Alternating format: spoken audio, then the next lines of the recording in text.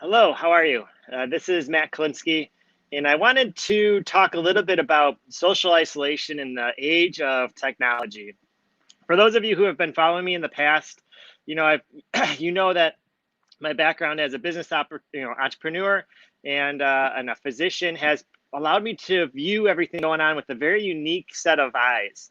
And what I'm concerned about is that we kind of went through a phase one social isolation. And I've been thinking a lot about phase one, which was kind of relieved with Zoom. If you were part of phase one, which everybody was, you weren't able to go to work or you weren't able to hang out with friends. But Zoom came in and kind of relieved some of phase one, allowed you to connect with people for the first kind of 90 days. Now we're above 90 days. We're in month 4, 5, and 6. And I'm concerned because I'm seeing a new level of social isolation amidst technology. And that's what I want to kind of focus on today. One of the things I noticed is when I launched my book, Work, Passion, Life Balance, in May, and it really filled a void because a lot of people were realizing that when they always had the excuse of I have to go to work or I'm hanging out with friends or I have to go work out at the gym. And so they always put their own passion aside, whether it was gardening, whether it was, doing something fun with friends, whether it was reading. The excuses were always there, which was, I am too busy at work or I'm too tired. Let's just watch TV. But without going to work, without hanging out with friends, without doing much, being allowed to do stuff, that was really evident. And so I had a lot of great conversations with people who read the book and were happy because they didn't realize that they didn't acknowledge that they had a passion or something they loved to do. They didn't tell anybody. They didn't tell themselves, and they didn't schedule it into their time to make time to do it. And so that was good news. I felt good that my book was reaching people. But now we're in phase two of social isolation, and really it's physical isolation, not social. But at the same time, that the comment, that's another commentary for another video. But physical distancing should not imply social distancing at all. But with the social distancing we're experiencing, despite people going back to work, despite having some more interactions, people are different. People are more depressed and anxious, and I'm really starting to get worried about the general population. And it's reflecting in different things. Uh, phase two is different from phase one because there's not an easy fix. A lot of people have built up anger and anxiety, and it's coming out in very different ways than I've ever seen it before. Good people are just anxious. And so when they are anxious, they make different decisions, they say different things. And so the anxiety and depression level of the community, of society in general, is just so much higher than it ever has been. And as a physician, I'm worried about that.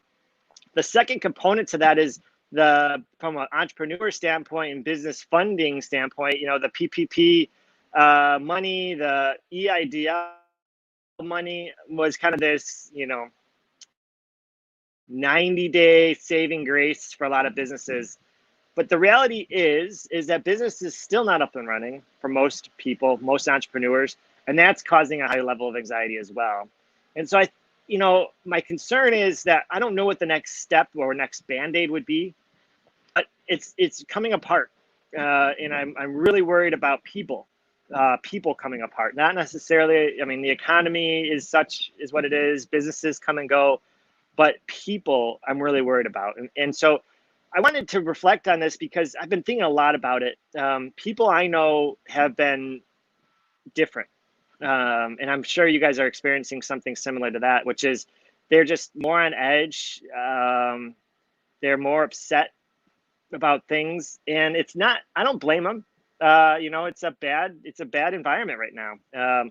But I think it goes back to the idea that you really have to acknowledge that this exists, acknowledge that something's going on, and really plan accordingly. Have better conversations, structured conversations.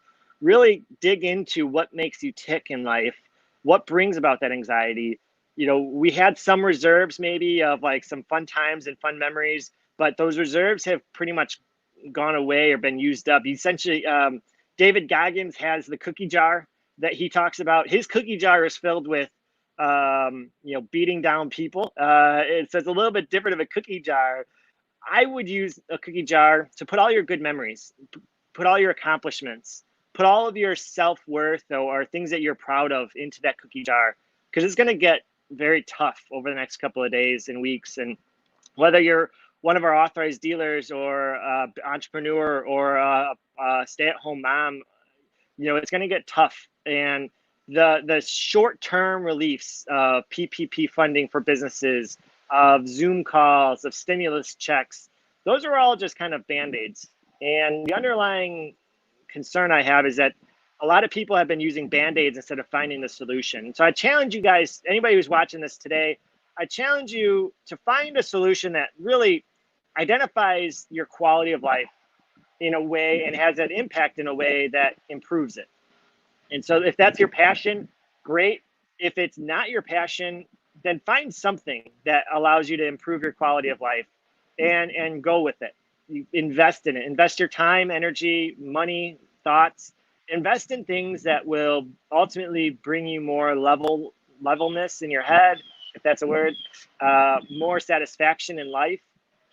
I mean, we're in a rocky road, and I'm concerned that if you don't start this process now, you're going to be behind the 8 ball when it comes down to getting worse. And so I know that's not great news today, but this is, even in the age of technology, people are feeling isolated. I think that there's it's needed to be talked about. So love if you have any comments. I'd love to talk to you about further. But yeah, just, identify things that make you happy, go with it, invest your time in it.